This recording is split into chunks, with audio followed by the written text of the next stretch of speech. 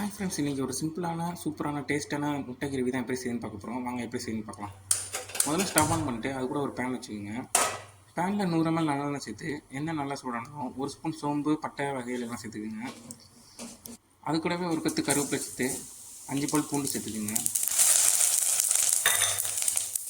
அது கூடவே 200 கிராம் சின்ன சின்னதாக வெட்டி வச்சிருக்க வெங்காயத்தையும் சேர்த்துக்கலாம். வெங்காயம் வாங்கிட்டு தண்ணி கொஞ்சமாக கல்லுப்பு சேர்த்து நல்லா வதக்கி விடுங்க. வெங்காயம் நல்லா பொன்னிறமாக வதங்கணும், அப்போ தான் டேஸ்ட் நல்லாயிருக்கும். வெங்காயம் நல்லா வதங்கினோடனே அது கூடவே 100 கிராம் சின்ன சின்னதாக வெட்டி வச்சுக்க தக்காளியை சேர்த்துக்கலாம். வெங்காயம் தக்காளி நல்லா மசிஞ்சு வரதுக்காக நல்லா கிளறி விடுங்க. அப்போ தான் சீக்கிரம் மசிஞ்சு வரும். இதை பாருங்கள், இந்த ஸ்டேஜுக்கு வந்தோடனே அது கூடவே ஒரு ஸ்பூன் மிளகாய்த்தூள், ஒரு ஸ்பூன் மல்லித்தூள், ஒரு ஸ்பூன் சிக்கன் மசாலா, 1/2 ஸ்பூன் மஞ்சள்தூள் சேர்த்து மசாலாவும் நல்லா கிளறி விடுங்க. வெங்காயம் தக்காளி மசாலாவும் நல்லா மிக்ஸ் ஆகணும். அடுத்தது மசாலா பச்சை வாசனை போகிறதுக்காண்டி கொஞ்சமாக தண்ணி சேர்த்து ஒரு 5 நிமிஷம் குக் பண்ணுவோம்.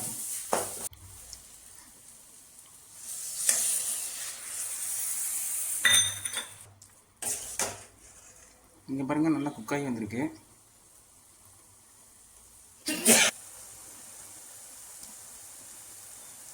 இது கூடவே நம்ம ஒரு மசாலாவை ரெடி பண்ணிக்குவோம். 1/2 மூடி துருவின தேங்காய், 1 ஸ்பூன் கசகசா, அடுத்தது 2 பட்டை, 2 கிராம்பு, 4 ஏலக்காய் எல்லாத்தையும் சேர்த்து நல்லா அரைச்சி எடுத்துக்கலாம். அரைச்ச மசாலாவை வெங்காயம் தக்காளி மசாலாவோடு சேர்த்து கொஞ்சமாக தண்ணி சேர்த்து ஒரு 10 நிமிஷம் நல்லா கொதிக்க விடுவோம். மசாலா நல்லா கொதிச்சு வந்தோடனே எண்ணெய் பிரிஞ்சு மசாலா ரெடி ஆகிடும்.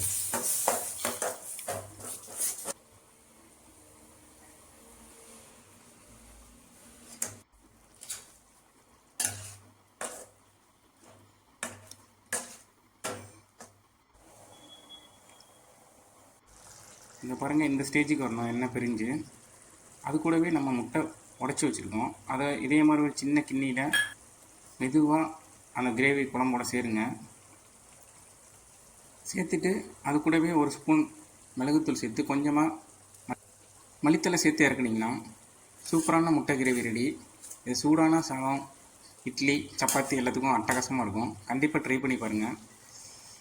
நம்ம சேனல் பிடிச்சிருந்துச்சுன்னா சப்ஸ்கிரைப் பண்ணிக்கோங்க.